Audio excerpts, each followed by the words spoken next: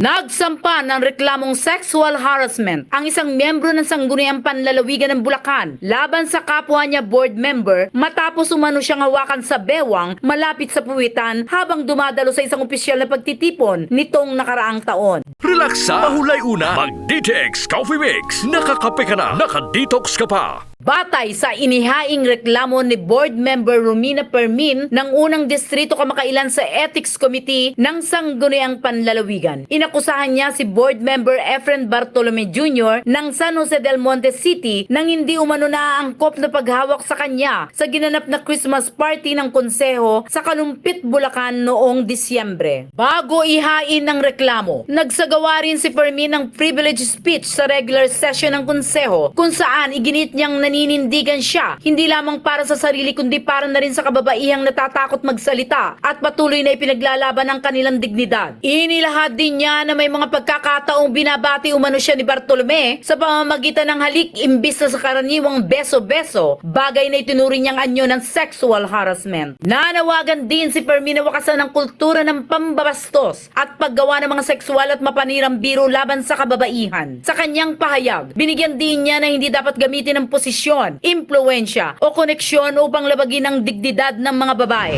Balita mula sa Bulacan Central Luzon, Aileen Cuevas Sanchez para sa Kampiyon na Himpilan. Kampiyon sa balita, serbisyo publiko at kasiyahan sa buong Pilipinas. K5 News FM.